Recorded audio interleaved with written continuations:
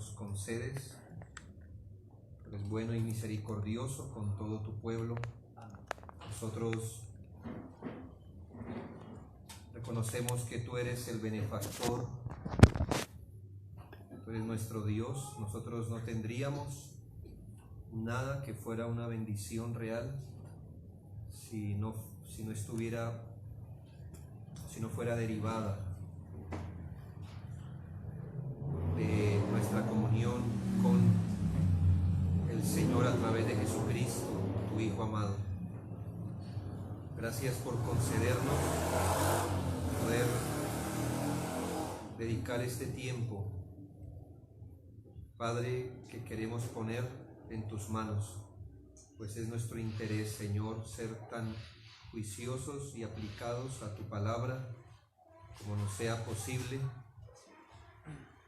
abordar los temas fáciles y difíciles con igual esmero y ponernos más bien debajo del consejo de tu palabra y no sobre él. Así que ayúdanos, te suplicamos, anímanos, danos entendimiento esta tarde. Gracias por los hermanos, las iglesias aquí representadas, las familias, quienes han hecho esfuerzos, Padre, para poder finalmente reunirnos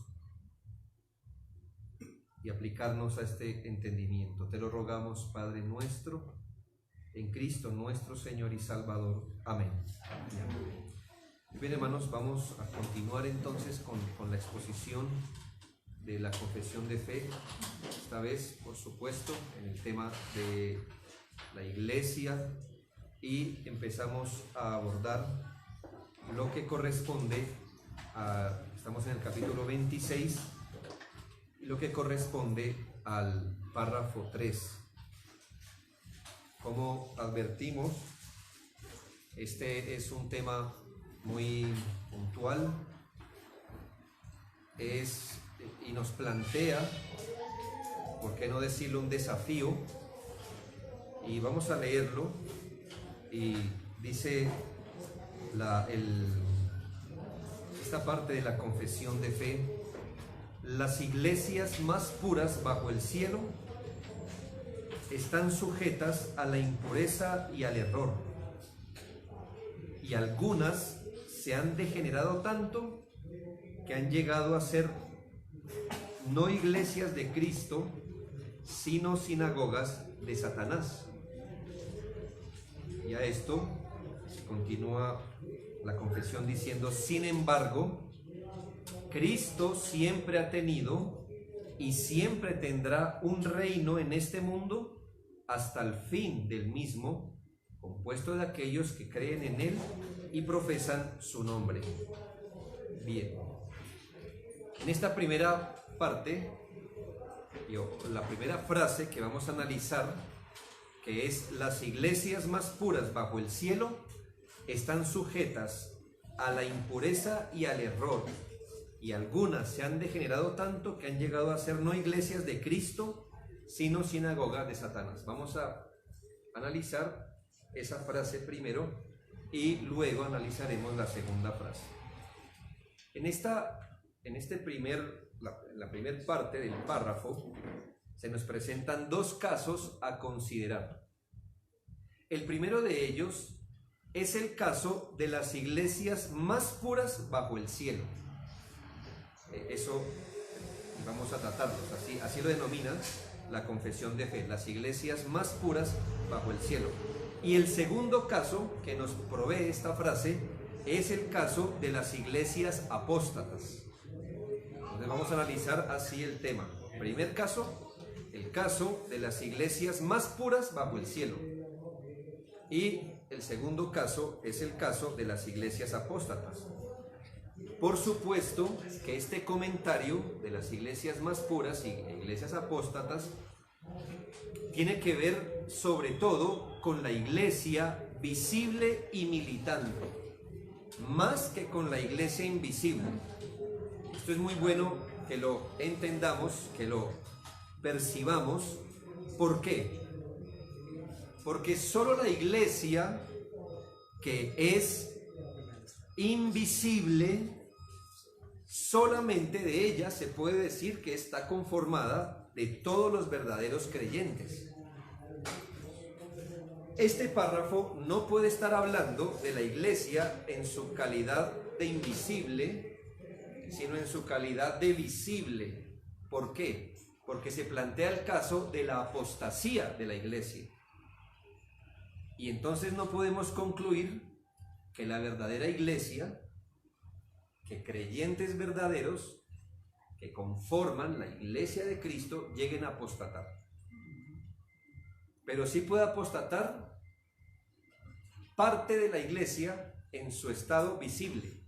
Recuerdo cómo vimos la iglesia visible, que lamentablemente tiene una realidad, y es que así como la iglesia visible está compuesta de verdaderos creyentes, se puede dar el caso que también haya dentro de esa estructura visible no creyentes. Entonces, si se nos plantea la posibilidad de la apostasía, no estamos hablando de la iglesia invisible, porque la iglesia invisible está compuesta solo de los creyentes. Hebreos 12, 22 y 23 dice que sino que os habéis acercado al monte de Sión, a la ciudad del Dios vivo, Jerusalén la celestial, a la compañía de muchos millares de ángeles, a la congregación de los primogénitos que están inscritos en los cielos, a Dios el juez justo de todos, a los espíritus de los justos hechos perfectos. Esa es la iglesia invisible, los verdaderos creyentes, los espíritus hechos justos ya. Así que esta de la iglesia invisible nunca se podrá decir que va a apostatar, ni que puede apostatar. Pero si hay una manera en que las iglesias apostaten, y por eso estamos hablando, obviamente, en su aspecto de iglesia visible y militante.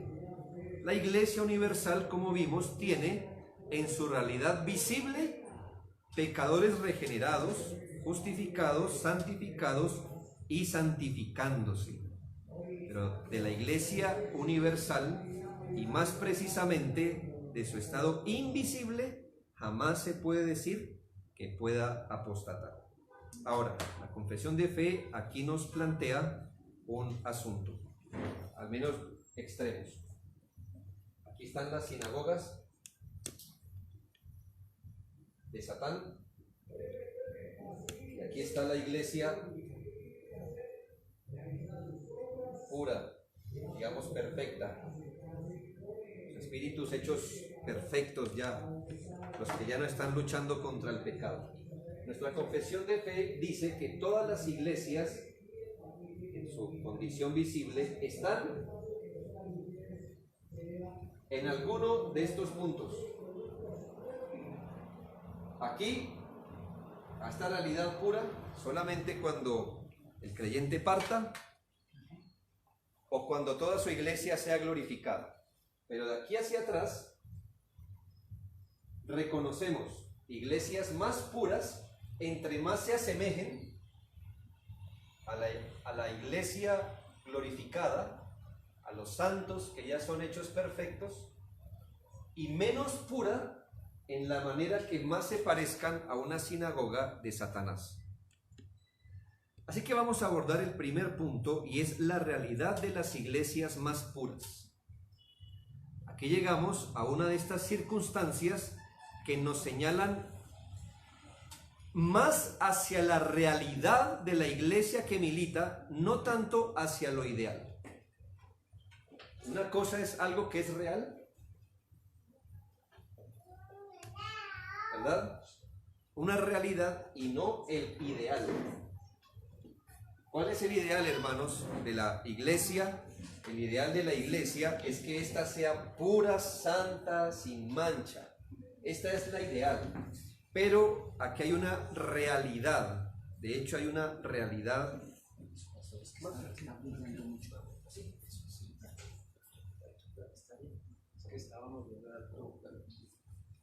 Muy importante que miren el cuadro. Que haya grados de pureza en la iglesia es una realidad, pero no es el ideal. ¿Cuál es el ideal? Pues que todas las iglesias seamos puras, santas y sin mancha. Como dice el libro de Efesios, capítulo 5, que Él se entregó, Cristo se entregó para santificar a la iglesia por la palabra, a fin de presentársela a sí mismo. Una iglesia pura, sin mancha, ¿verdad? Sin contaminación. Eso es lo ideal. Pero lo ideal no es lo real. La realidad es que todas las iglesias de Jesucristo estamos en algún punto entre un paso antes de llegar a ser sinagogas de Satanás o un paso antes de llegar a ser la iglesia más pura. Que esto no es lo ideal, queda claro, porque la iglesia está llamada a ser un organismo singularmente santo y puro, conformado a un modelo perfecto. Efesios 2, 19 al 22. Efesios 2, 19 al 22 afirma la expectativa divina acerca de la iglesia y del trabajo del Señor sobre ella, procurando su edificación. Note, así que ya no sois extranjeros ni advenedizos, sino conciudadanos de los santos, miembros de la familia de Dios, edificados sobre el fundamento de los apóstoles y profetas, siendo la principal piedra del ángulo Jesucristo mismo, en quien todo el edificio bien coordinado va creciendo para ser un templo santo en el Señor, en quien vosotros también sois juntamente edificados para morada de Dios en el Espíritu. Así que el Señor está edificando su iglesia para ser una iglesia que santa en el Señor, en donde el Espíritu haga morada o habitación. Note entonces que ese es el ideal, eso es lo que Dios ha proyectado para la iglesia, que las iglesias seamos conformadas con piedras vivas, y nuestra conformación, basado en la palabra de Dios, en el fundamento apostólico, es que al ir creciendo coordinadamente, vengamos a ser un templo santo. Mire el ideal, un templo santo. Una iglesia más pura, entonces es la que va a representar esto, que los miembros coordinadamente vayan creciendo de tal manera que su vida santa haga de esa iglesia una mejor habitación del Espíritu. Así que esta es lo ideal. Ahora, para llegar a hacer esto, el Señor ha provisto recursos de gracia. Efesios 4, 11 al 15. Es decir, no solo la Biblia nos plantea el ideal, sino que nos plantea que Dios ha dado recursos de la gracia para que esto pueda desarrollarse en las iglesias. Y dice, mire los recursos que Él ha provisto. Y Él mismo constituyó a unos apóstoles, a otros profetas, a otros evangelistas, a otros pastores y maestros, a fin de perfeccionar a los santos para la obra del servicio, ministerio, para la edificación del cuerpo de Cristo, hasta que todos lleguemos a la unidad de la fe y del conocimiento del Hijo de Dios, a un varón perfecto, a la medida de la estatura de la plenitud de Cristo, para que ya no seamos niños fluctuantes, llevados por doquiera de todo viento de doctrina, por estratagema de hombres, etcétera. Dice, sino que siguiendo la verdad en amor, crezcamos en todo en aquel que es la cabeza, esto es Cristo. Así que hay un ideal, ¿verdad? Ser un templo santo en el Señor, en que el Espíritu habite. Para hacer esto, el Señor ha provisto recursos, como los dones que ha dado a su iglesia. En la historia de la redención, dio apóstoles en su tiempo, dio profetas, evangelistas, y ahora tenemos dones de continuación, que algunos piensan que los evangelistas caben ahí, pero pastores maestros o pastores maestros, y vienen edificando la iglesia. ¿Con qué fin? Bueno, con el fin de que nosotros crezcamos según un modelo. Y otra vez volvemos al modelo. Este modelo es Cristo. Cristo es el modelo de la iglesia pura, de la iglesia sin mancha. Entonces, le estoy diciendo qué es lo ideal. No qué es lo que pasa, pero qué es lo ideal.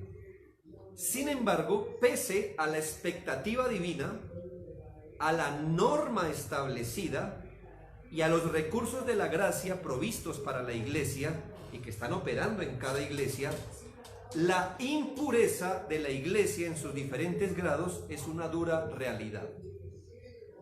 La impureza de la iglesia en sus diferentes grados es una dura realidad. Mientras la iglesia esté compuesta de pecadores,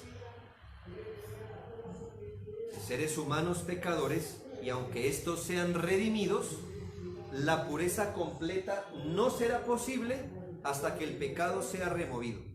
Y es removido solo en la muerte del individuo o cuando la iglesia, en la segunda venida de Cristo, sea completamente glorificada. La realidad en la iglesia que milita, tal y como la plantea la confesión de fe, es el de encontrar tanto grados de pureza, usted lo mira hacia acá, o grados de impureza, si lo mira hacia atrás, de todas las iglesias locales que se puedan llamar iglesias de Cristo. Y escuche bien, esto es una distinción muy importante, de todas las iglesias locales que se puedan llamar iglesias de Cristo, que procuran estar sujetas a la palabra de Dios, la realidad es que unas son más puras que otras. Todas las iglesias locales nos encontramos en un punto más cerca o más lejos del modelo perfecto, provisto por el Nuevo Testamento, tanto en sus preceptos como en sus modelos. Yo entiendo, hermanos, que hay una gran procura por decir, bueno, la procura de hoy es que al menos reconozcamos que la gente sea salva, y está muy bien, queremos que la gente sea salva. Pero parece que es el fin de toda controversia, ¿verdad?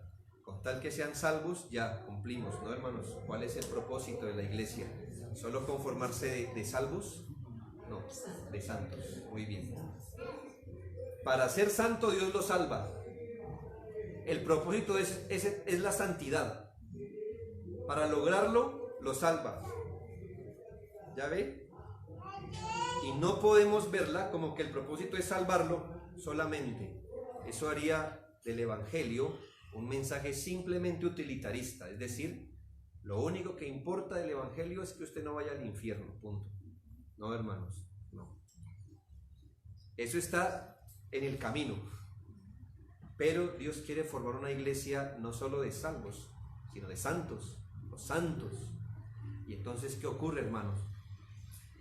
A veces dice, bueno, pero ¿cuál es el problema? No debe ser tan estricto en doctrina. Al fin y al cabo, esas son iglesias de Cristo. Bueno, por supuesto, gloria a Dios. Pero, hermanos, la procura debe ser la pureza de la iglesia. La pureza. Notemos lo que afirma la Escritura en sus elementos más evidentes. Y aquí vamos a hablar pues, de la realidad de las iglesias más puras o menos puras. La iglesia, si yo le preguntara un examen muy básico, dígame, susténteme que en la iglesia que milita hay impurezas. ¿En qué iglesia usted me presenta al comienzo de la lista? ¿Verdad? La que siempre usamos, ¿no? Corinto. Iglesia de Corinto. ¿Qué ocurre con la iglesia de Corinto? Que aún a pesar de sus graves errores e impurezas, el apóstol Pablo la distinguía como una iglesia de Cristo, a los santos llamados a ser santos. Y aquí no está hablando, hermano, un teólogo liberal, ni está hablando un joven que se acabó de convertir, estamos hablando de un apóstol, con ojos entrenados con teología. Y él ve a la iglesia en Corinto y le puede decir, los santos, los santos. Y no se lo digo para animarlos, ¿no? Como, yo sé que ellos no son santos, yo sé que... No, pero digámosle así, a ver si se animan. No, hermanos, esto era una declaración apostólica. Así que pese a esto, Pablo reconoce que los corintios eran iglesia de Cristo. Bueno, ¿dónde usted ubicaría la iglesia de Corinto? Yo no sé si aquí. Yo creo que estaba bien, ¿verdad? Era el punto. Ahora, primero los Corintios 1:11. Solo mires unos ejemplos. Porque he sido informado acerca de vosotros, hermanos míos, por los de Cloé, que hay entre vosotros contiendas. Ahora, usted sabe que si está estudiado, obviamente lo ha hecho. Esta no es una declaración liviana.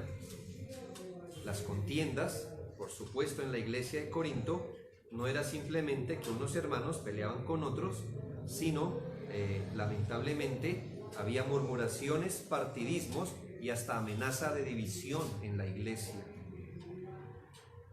Así que estas maneras de, por ejemplo, que una iglesia haya murmuración, partidismos y se amenace con división, eso es precisamente lo que hace una iglesia impura, o más impura que otra, que una iglesia, por ejemplo, donde no haya partidismos, por ejemplo.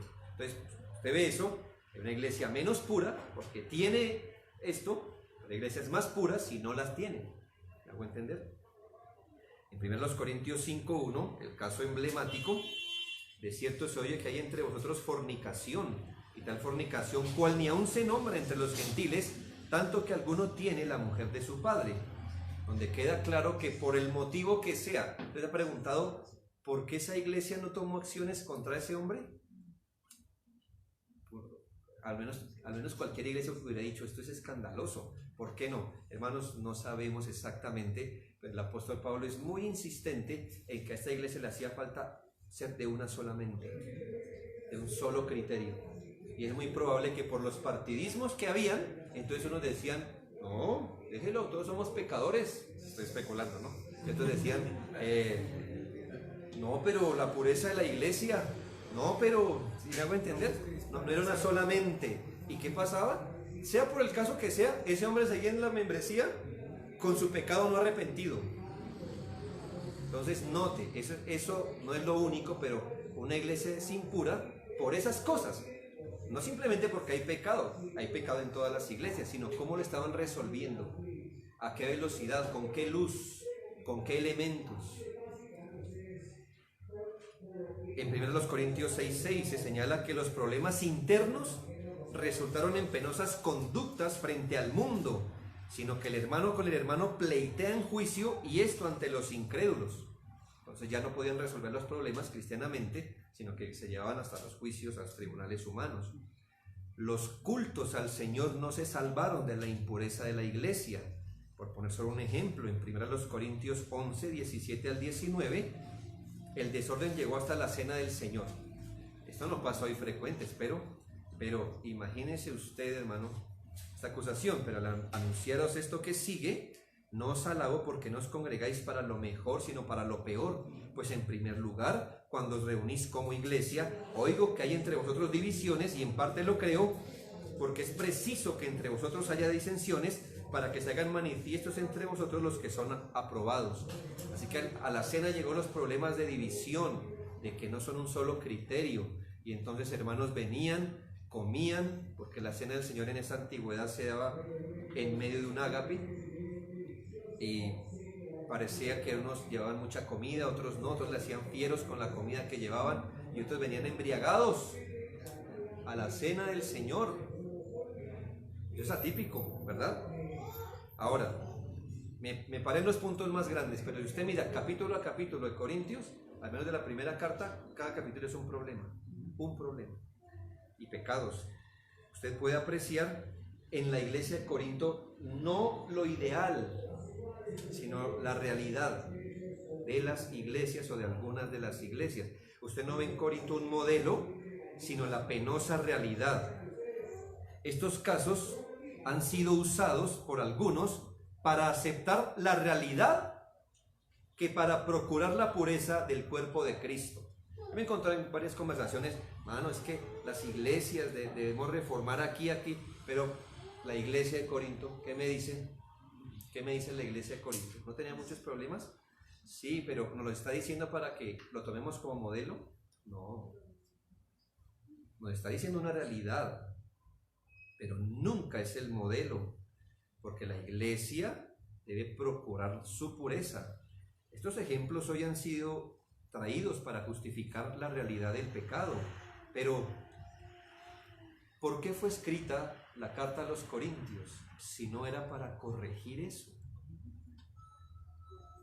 Pablo nos encogió de hombros y dijo, así es la iglesia, estamos compuesta de pecadores, hay cosas terribles, las iglesias más puras bajo el cielo, diría él, están sujetas al error y a la impureza, pues dejemos así. No, porque escribió primero a los Corintios y segundo a los Corintios, para solucionar, para dar luz. Notemos otro ejemplo horrible en tercera de Juan 9 y 10 de lo que puede pasar en las iglesias. Un líder tuvo la osadía de despreciar y prohibir el ministerio apostólico de Juan en su iglesia. Esto era casi un crimen, porque en épocas donde no teníamos completo el Nuevo Testamento, usted necesitaba al apóstol, y él cerró la puerta. Tercera de Juan 9 y 10, yo he escrito a la iglesia, pero Diótrefes, al cual le gusta tener el primer lugar entre ellos, no nos recibe. Por esta causa, si yo fuere, recordaré las obras que hace, parloteando con palabras malignas contra nosotros, y no contento con estas cosas, no recibe a los hermanos, y a los que quieren recibirlos se los prohíbe, y los expulsa de la iglesia. Este hombre era un líder autoritario que prohibió el ministerio apostólico, pero además disciplinaba injustamente y arbitrariamente a los que sí querían cobijarse bajo el ministerio apostólico. Mi final ejemplo de los grados de pureza en las iglesias son las 7 iglesias del Apocalipsis, en Apocalipsis 2 y 3. ¿En qué vemos su grado de pureza? Su grado de pureza lo vemos en que el Señor les reconoce muchas cosas que entre ellos hay buenas. Es decir, el panorama no es el peor. O sea, si fuera todo peor, pues ya sabemos dónde está, como sinagoga de Satanás. Pero tenían cosas buenas, como yo conozco tus obras, y les recordaba. Y la impureza, ¿dónde la ve? En el pero tengo contra ti. Entonces, yo conozco tus obras, lo bueno, pero tengo contra ti la impureza. Y esto nos señala que en mayor o menor manera expresamos las iglesias grados de pureza como grados de impureza. Vuelvo y le digo, esta es la realidad, no lo ideal. ¿Cuál es lo ideal? Que no tuviéramos grados de impureza. Pero es la realidad. Por ejemplo, en la iglesia de Éfeso, en Apocalipsis 2, se le reconoce, mire, su trabajo, su paciencia, su discernimiento, pero se le reprende que ha abandonado su primer amor. Es otra forma de ser impuro. Por ejemplo, es una mancha en una iglesia. Mire, eran serviciales, paciencia en las pruebas y de buen discernimiento. Se me hace que eran como reformados, ¿cierto? Pero habían dejado su primer amor. Entonces, esto es mancha en la iglesia. Entonces, ya, lamentablemente no los ubicamos acá, sino ahí tiene su matiz. El Señor reconoce a la iglesia en Pérgamo, en Apocalipsis 2, 14 y 15, su fidelidad, su valentía, pero se le reprende esto, note, que retiene en su seno a los que retienen la doctrina de Balaam, que enseña a Balac a poner tropiezo ante los hijos de Israel, a comer de cosas sacrificadas a los ídolos y a cometer fornicación. Y también tienes a los que retienen la doctrina de los nicolaitas, las que yo aborrezco. Es una iglesia que, pese a su fidelidad y valentía, no era pura doctrinalmente, era débil en su doctrina. Aunque eran fuertes en unas cosas, ¿verdad? Valientes, por ejemplo, su doctrina era débil, no eran fuertes, tanto que toleraban que doctrinas peligrosas corrieran entre ellos. Y el Señor dice, tengo eso contra ustedes. O sea que la pureza la vemos en esas virtudes, pero su impureza en lo doctrinal. A la iglesia en Tiatira, en Apocalipsis 2, 20 y 21, se le elogia sus obras, amor, fe, servicio, paciencia y su crecimiento, pero se le reprende esto: tengo unas pocas cosas contra ti, que toleras que esa mujer Jezabel, que se dice profetiza, enseñe y seduzca a mis siervos a fornicar y a comer cosas sacrificadas a los ídolos, y le he dado tiempo para que se arrepienta, pero no quiere arrepentirse de su fornicación. Probablemente era una mujer profetisa que estaba enseñando contrario a la palabra del Señor. Ahí está la mancha de esta iglesia. A la iglesia de Sardis se le reprende más de lo que se le elogia, lamentablemente. Sin embargo, se le reconoce que ahí hay poquitos miembros fieles, es lo único que se le reconoce. Es decir, esto está muy desordenado, pero por ahí hay unos poquitos miembros que todavía son fieles. Mire, gracias a esos miembros, esa iglesia no era una sinagoga de Satanás. Esos miembros fieles estaban jalando hacia la iglesia pura, aunque los demás no. Por eso todavía no era considerada así una sinagoga de Satanás. Recordamos la exhortación hacia la tibieza de la iglesia de la Odisea, Apocalipsis 3, 15 y 16. Yo conozco tus obras, que ni eres frío ni caliente. Ojalá fueses frío o caliente. Por cuanto eres tibio y no frío ni caliente, te vomitaré de mi boca. Pero hay algo especial en las iglesias de Esmirna y Filadelfia, que aunque de obvio no son perfectas, no se les reprende algo específico. No que no pecaran, pero me imagino que habían llegado a un momento donde eran tan sensibles a sus pecados que los resolvían, que los abordaban. Y así que, gracias a que no se asentaron en un pecado específico, el Señor solamente las elogia. ¿Qué vemos en todos estos cuadros? Pues que las iglesias de Cristo, Corinto, Éfeso, Tiatira, Pérgamo, todas las aquí representadas, estamos en uno o en otro punto de una realidad de mayor pureza o menor pureza. Si usted repasa desde la óptica de encontrar lo que motivó la escritura de todas las cartas del Nuevo Testamento, encontrará algunas veces entre líneas y otras veces de forma explícita que muchas de ellas tuvieron la intención de evidenciar algunos problemas. ¿Por qué escribieron las cartas, hermanos? No eran cartas informativas, eran cartas correctivas. A veces nos dicen el problema, a veces usted tiene que leerlo así como entre líneas y decir, ¿por qué el apóstol habrá dicho eso? Seguramente estaba pasando esto, esto y lo otro y por eso dice tal cosa. Las cartas evidencian que las iglesias todas tenían problemas, pecados, desviaciones, pero las cartas fueron dadas no solo para poner en evidencia esto, sino para proveer la salida divina a estas impurezas. Sin embargo, vemos en todo este espectro de lo que es la Iglesia Universal los distintos niveles de madurez cristiana, de luz en las Escrituras, de compromiso con la verdad, de discernimiento del peligro, de la lealtad hacia Cristo, del testimonio piadoso, del trabajo en el Señor. Todas esas cosas son la pureza de la iglesia. Es decir, ¿dónde usted ve la pureza de una iglesia? Se lo repito otra vez. En la madurez que tenga, la luz de las Escrituras, su compromiso con la verdad, el discernimiento del peligro, su lealtad hacia Cristo, su testimonio piadoso, su trabajo en el Señor. Cosas parecidas es lo que hace que una iglesia sea más pura que otra. Es decir, hay iglesias, hermanos, que tienen convicciones, vean, fuertes, pero no los tumba. Hay iglesias, y lo digo con respeto, que a todos le dicen amén. ¿Sí? Mañana traemos a alguien que diga la reforma y dice amén. Mañana traemos, ¿qué le digo yo? A un milagrero de esos, le dice amén. ¿Qué le dice usted a esa iglesia? Tiene impureza. ¿Por qué? Porque no tiene firme su convicción. Todavía no sabe lo que cree, por ejemplo, o si lo sabe, no es valiente en creerlo. Tenemos este tipo de cosas. Hay iglesias, hermanos, que dan mal ejemplo. Hay iglesias que dan buen ejemplo. Y eso hace parte de los grados de pureza e impureza. Hay niveles de luz, hermanos. No, eso es algo a veces que viene por la soberanía de Dios, pero también por la responsabilidad de sus líderes.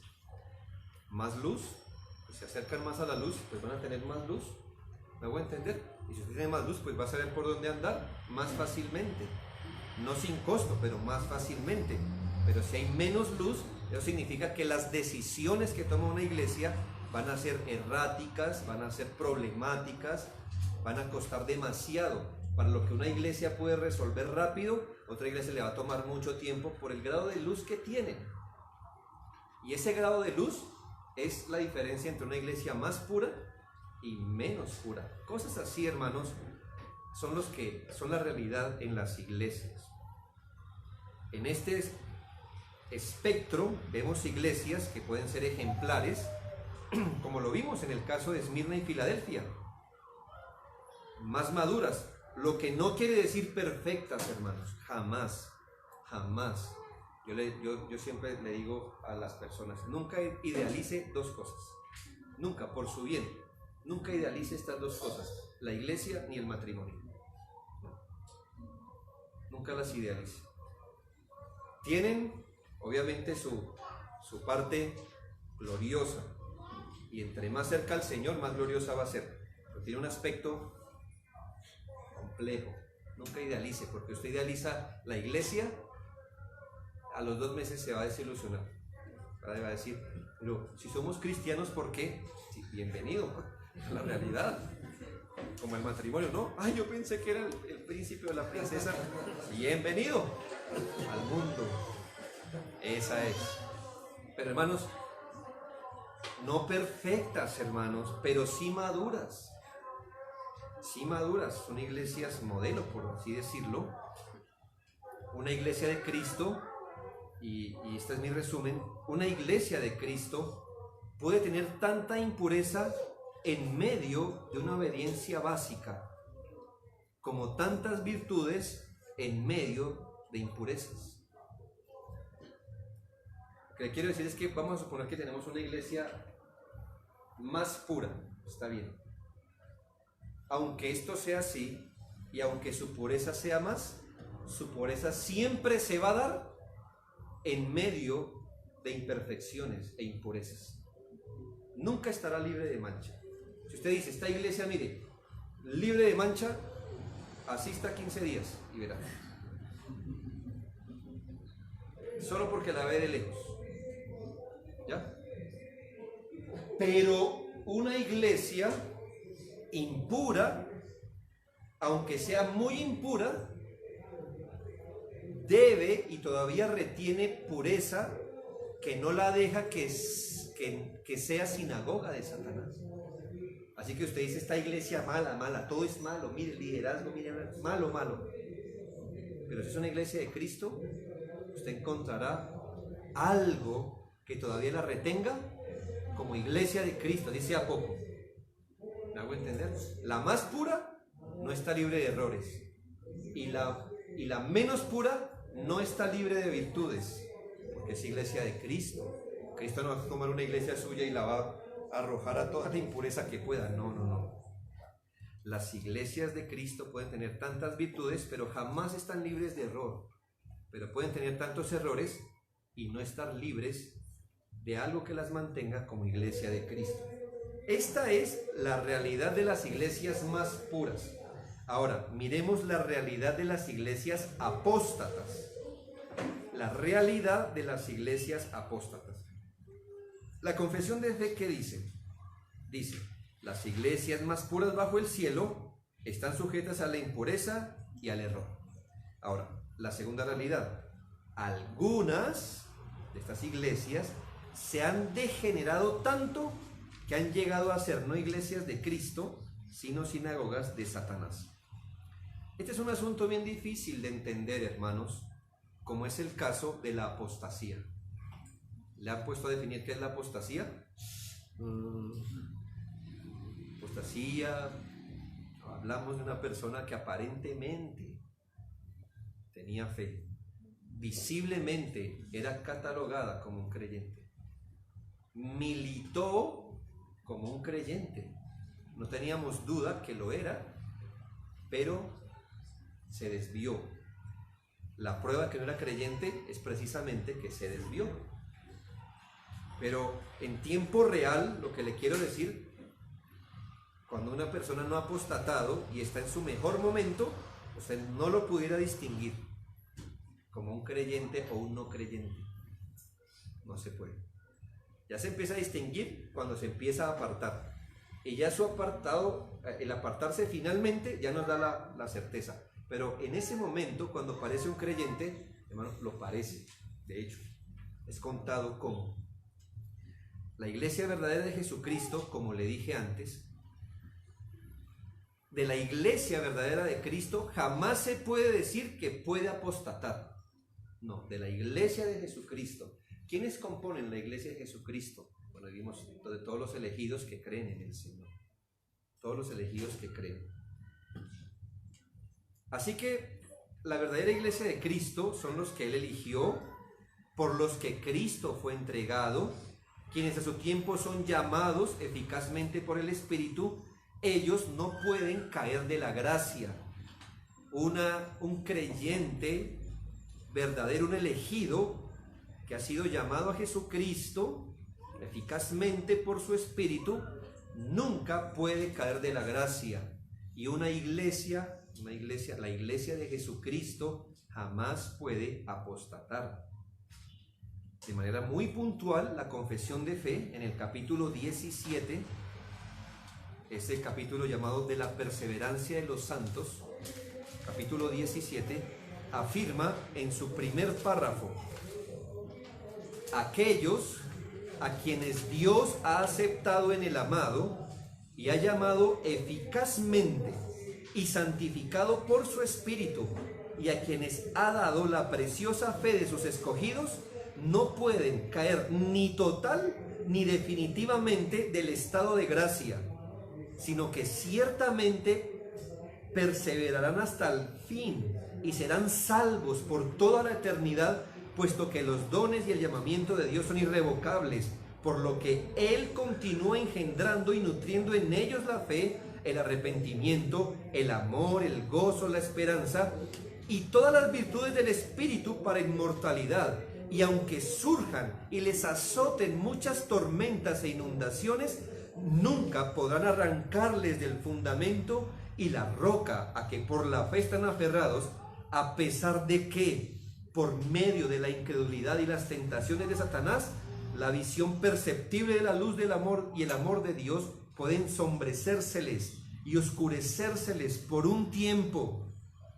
Él, sin embargo, sigue siendo el mismo, y ellos serán guardados sin ninguna duda por el poder de Dios para salvación, en la que gozan de su posesión adquirida al estar ellos esculpidos en las palmas de sus manos y sus nombres escritos en el libro de la vida desde toda la eternidad. Qué precioso, ¿no?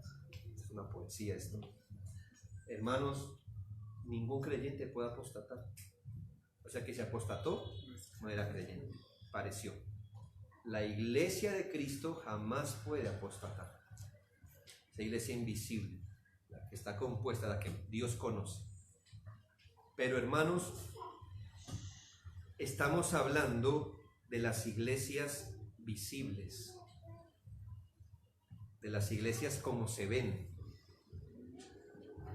Y aquí tenemos ese extremo de las iglesias que apostatan, es decir, que parecen iglesias, de hecho puede que tengan creyentes, pero en general empiezan un declive, una desviación, hasta que se apartan completamente, como un todo, ¿verdad?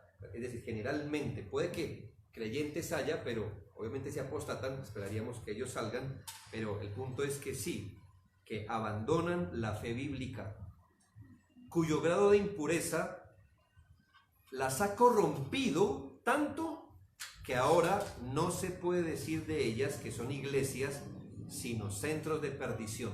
¿Por qué sinagogas de Satanás? No piensen que es que quitan el púlpito y colocan un altar donde queman gatos y cosas así. No, eso no piense eso. Sinagogas de Satanás, piense cómo la Biblia razona cuando dice Pablo, y lo entregué a Satanás. ¿Ya?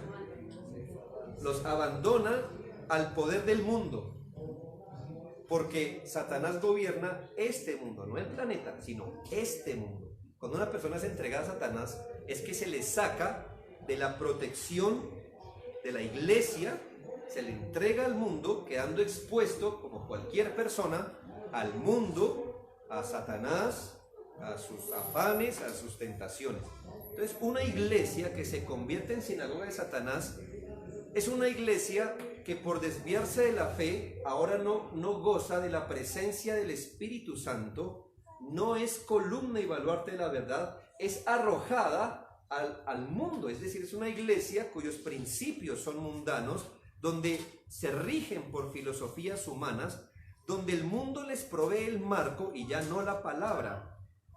aun cuando esas iglesias sigan abriendo, ya no son iglesias de Cristo. Por eso son centros de perdición, no porque se promueva allí todo tipo de inmoralidad, simplemente porque ya no son sitios de salvación, ya no lo son.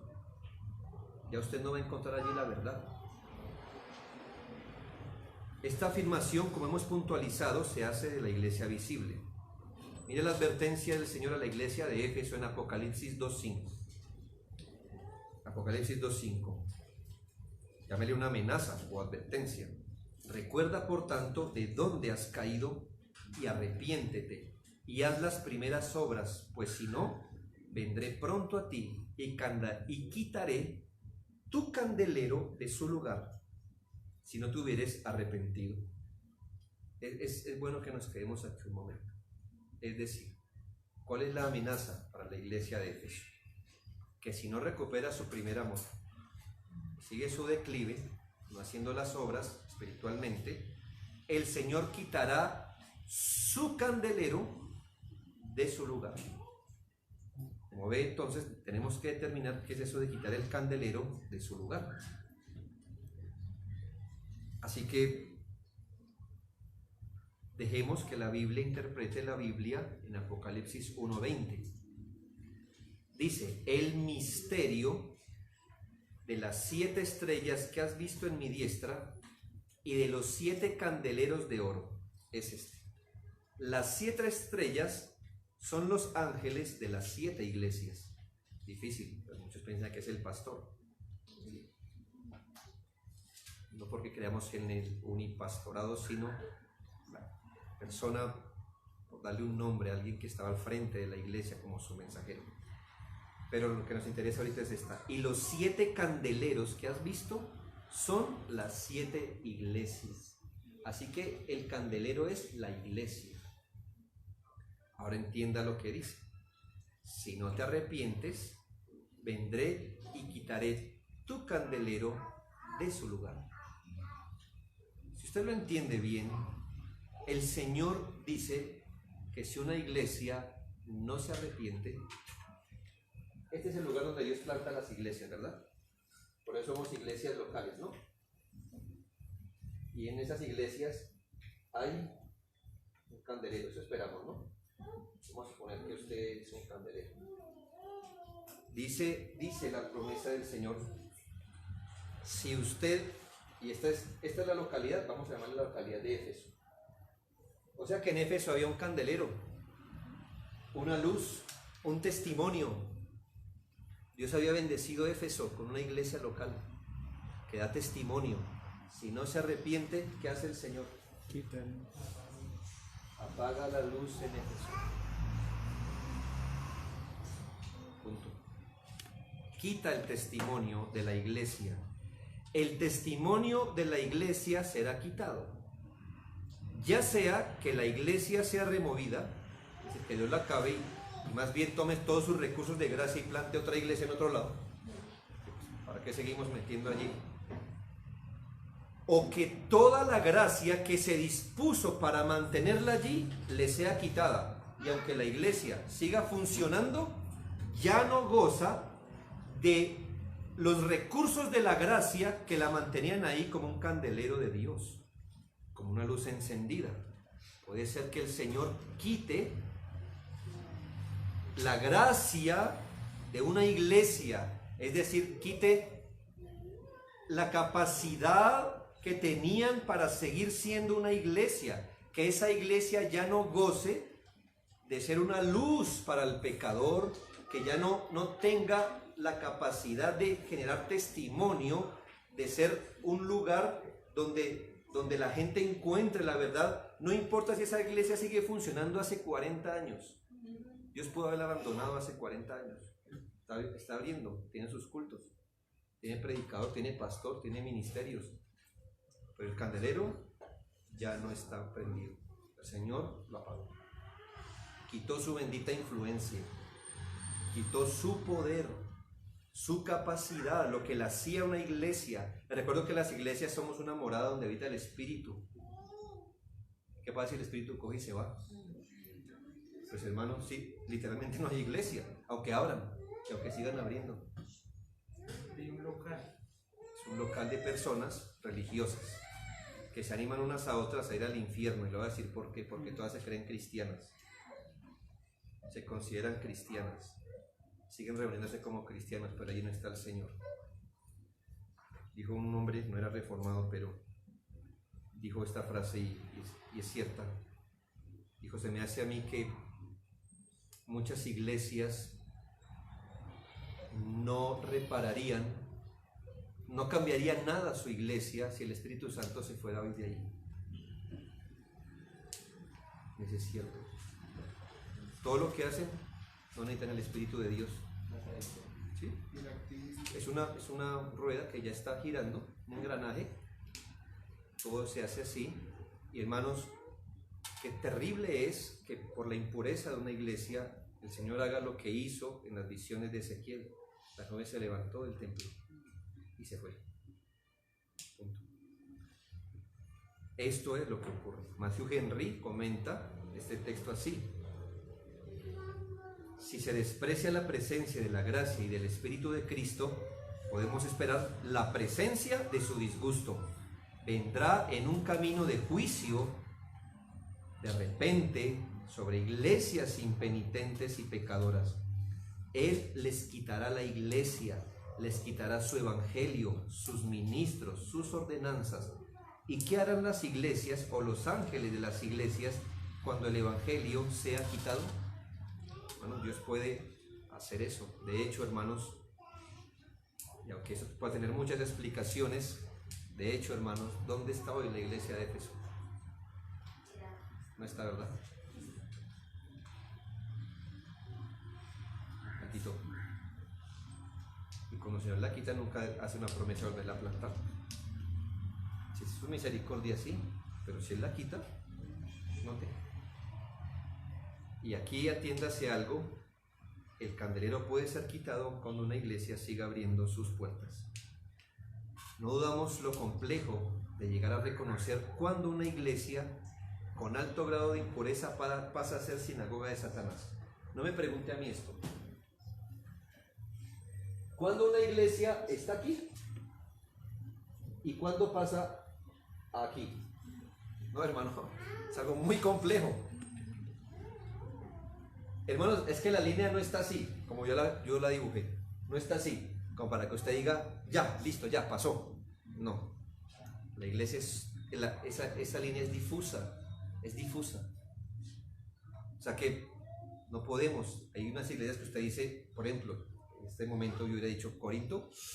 Uy, esa está, pero Pablo dijo los santos. Sí.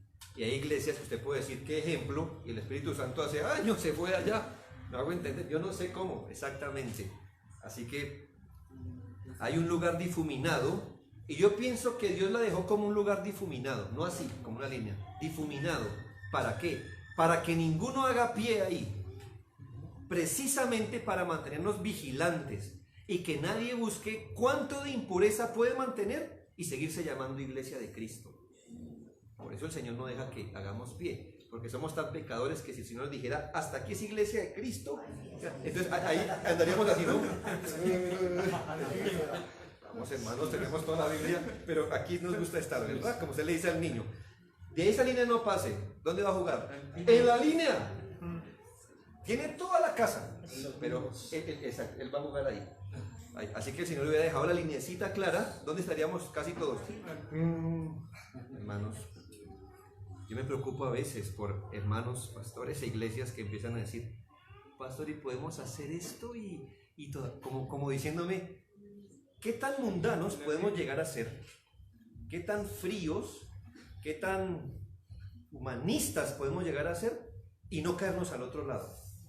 Bueno, debería estarme preguntando qué podemos hacer para pasar esta línea. Yo sé que no es posible, pero ¿qué deberíamos estar haciendo aquí, no allá?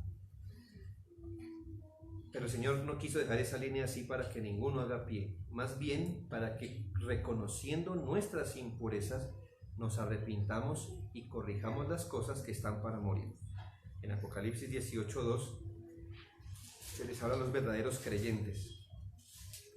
abandonar ese sistema corrupto de perdición disfrazado de religión. Y clamó con voz potente diciendo: ha caído la gran Babilonia y se ha hecho habitación de demonios y guarida de todo espíritu inmundo y albergue de toda ave inmunda y aborrecible. La voz allí es: salid de ella, pueblo mío. Ese lugar difuminado debería evitarse a toda costa por las iglesias bíblicas, sobre todo cuando lo que deberíamos buscar es la pureza de la iglesia. Nunca debemos olvidar nuestro deber de orar por las iglesias de Cristo, pero hermanos, de alertar contra el pecado y de exhortar a los que están en él. Debemos tener un amor de cuerpo, hermanos, de que si mi hermano va hasta allá, pues, bueno, al menos haga sonar la campana. No sé si está en capacidad de rescatarlos, pero al menos tenga amor de cuerpo. La confesión belga, le debo decir que la confesión belga nosotros no la adoptamos, pero muchas cosas son muy buenas. Es una confesión reformada, pero de la reforma temprana. Es que yo no esperaría encontrar todo lo mejor ahí, pero nos ubica. Eso nos dice cómo ellos miraban la iglesia. Me gusta este tipo de definición. En su artículo 28 dice esto. Confesión belga, artículo 28. Creemos toda vez que esta santa congregación es una reunión de los que son salvos y que fuera de ella no hay salvación. Dura afirmación, ¿no? Fuera de la iglesia de Cristo no hay salvación. Yo sé que eso se puede sonar un poco romano, pero hermanos, ¿dónde habita Cristo? La iglesia, punto. ¿Quién proclama la verdad? La iglesia. Entonces, ¿dónde usted puede encontrar la vida de la salvación? En la iglesia. Yo sé que esto puede parecer que es la iglesia la que salva. No, es Cristo. Pero así pensaban ellos de la iglesia. Que nadie, de cualquier condición o cualidad que sea, debe permanecer aislado para valerse por su propia persona, sino que todos están obligados a ella y a reunirse con la iglesia, manteniendo la unidad de la iglesia, sometiéndose a su enseñanza y disciplina, inclinándose bajo el yugo de Jesucristo y sirviendo a la edificación de los hermanos, según los dones que Dios le ha otorgado como miembros entre sí de un mismo cuerpo. En la Reforma no se creía que usted pueda ser cristiano sin iglesia local, no se creía eso, es un invento nuevo.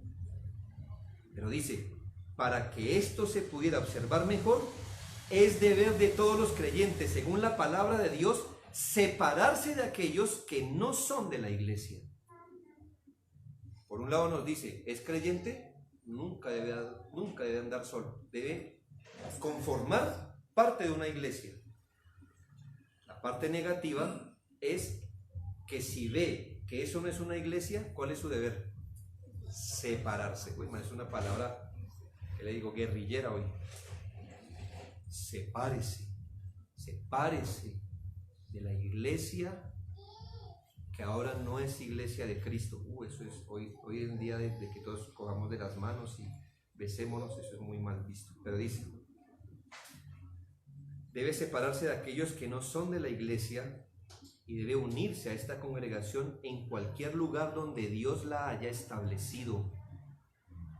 Bueno, dice algo muy de su tiempo, aún en el caso que los magistrados y los edictos de los príncipes estuviesen en contra de ellos y que la muerte o algún otro castigo corporal pendiese de esto mismo. Por lo tanto, todos aquellos que se separan de ella o que no se unen a ella, obran contra lo establecido por Dios. ¿Usted reconoce que esa no es una iglesia de Cristo? Sepárese. ¿Qué pasaba en la antigüedad? Porque usted nacía en esta ciudad, por ejemplo, nosotros aquí en esta ciudad somos presbiterianos. Entonces usted no podía seguir su conciencia y unirse a una iglesia local que representara mejor los intereses de Cristo. No podía, por los mandatos de los príncipes, por eso esa anotación. Pero ¿cuál es el punto, hermano? Que uno debería unirse a las iglesias bíblicas y separarse de las que no lo son. Llámela eso separación en el grado que quiera, pero eso es bíblico. Esto es un panorama necesario. Y es que es deber de los cristianos poder establecer los rasgos distintivos de una iglesia bíblica, ¿no cree? Porque si me está diciendo, si ve que esta iglesia ya no es bíblica, sepárese. Ah, muy bien, entonces todos vamos para la casa con ese pensamiento. Yo debo separarme como un creyente verdadero de una iglesia que no es bíblica y unirme a una iglesia que es bíblica. Entonces yo le pregunto, ¿y cuáles son los rasgos de una iglesia bíblica? Para que usted pueda mirarlos, y si no los ve, separarse, y si los ve, unirse. ¿Cuáles son los rasgos distintivos de una iglesia bíblica? Para que se pueda llamar iglesia de Jesucristo. ¿Qué les falta a esas iglesias que ya han apostatado y que se pueden catalogar como sinagoga de Satanás? Y esto porque me parece que sería una burla de la confesión, hablarnos de las iglesias apóstatas, aunque en paréntesis nos dijeran, aunque no podamos reconocerlas cuáles son. ¿Me hago entender? Es decir, muchas iglesias han apostatado, aunque ni idea cuáles son las iglesias apóstatas, así que da igual si usted entendió esto o no. No. Debe haber una manera de usted distinguirlas cuáles son. Pero que jamás las podremos distinguir, al menos con cierto grado de precisión. Entonces merece que nos ocupemos por un momento en lo que se ha denominado las marcas o distintivos de una verdadera iglesia. ¿No cree? Pero será después de este descanso. ¿Y bien? Ahí, hermanos. ¿Hay alguna pregunta de esto, hermano? Sí, mi hermano. Sí, ya está.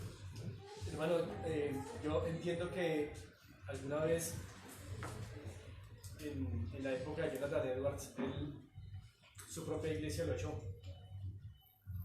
Y pues pensando en todo esto, uno dice, bueno, ¿qué hace que una iglesia sea pura? ¿En todo? ¿O si el pastor es puro y la iglesia no? ¿O si las hermanas son puros y el pastor no? O sea, ¿hasta dónde va ese? Porque uno pensaría en ese caso, bueno, el pastor aquí, en el caso de Jonathan, él era puro y salió por eso. Pero la iglesia demostró con esa acción que no había comprensión. Bueno, yo puedo pensar, yo creo que más bien tiene que ver con el estado de las iglesias, más que con el estado de personas particulares. Porque puede ser que haya una iglesia que apostató y aún queden creyentes allí, que obviamente al darse cuenta tendrán que salir, pero eso puede ser. Así que creo que es lo que es general en la iglesia, ¿no? En general en la iglesia. Lo otro, que siendo generosos, vamos a suponer que esta iglesia erró echando a Edwards, pero no necesariamente abandonó los distintivos de una iglesia bíblica. En eso pecó, pero no estoy seguro si en todo lo demás pecó. Entonces puede ser que en eso se haya pecado, pero no podemos decir que por eso era completamente impura. Al menos mostró una impureza. Sí, señor. Frente a lo que ahorita nos comentabas, pastor, en esa línea delgada, digamos, se podría en parte, aunque uno pues claramente que no podría generalizar, pero en parte, digamos, el nuevo calvinismo o el neocalvinismo podría acercarse desafortunadamente mucho a esa línea. No estoy seguro, pero lo que creo que sí está en juego con esta nueva interpretación y con otras, aun con algunas interpretaciones del pentecostalismo, de los fundamentalistas, de tantas cosas, no es tan allá, sino qué grado de pureza están manejando. ¿Sí? ¿Qué grado de pureza? Yo creo que eso sí es lo que está en discusión. Me parece que hay cosas que, aunque no los ponen como sinagogas, sí los ponen lejos del ideal. Eso es lo que duele, porque tienen las herramientas precisamente para ir mucho más allá de iglesias que no tienen luz, pero quieren estar o se ponen en una posición muy difícil. Yo creo que con este tipo de gente, siendo muy generosos, lo que estamos tratando es de procurar su mayor pureza. ¿Sí? No los vemos tan allá. Hacerle sonar la campanita. Sí, o sea, quizá no estén allá, pero no están aquí. Pues vamos, porque tienen cómo hacerlo. Sí, sería la idea. Sí. Pastor, cuando usa el término sinagoga de Satanás, ¿no? También haría referencia, por ejemplo, al comportamiento de los fariseos en la época de la sinagoga, porque es un término muy judío, ¿cierto? Sí, bueno, a un legalismo, a una tradición humana, podría ser. Yo entiendo, o sea, sinagoga de Satanás suena horrible.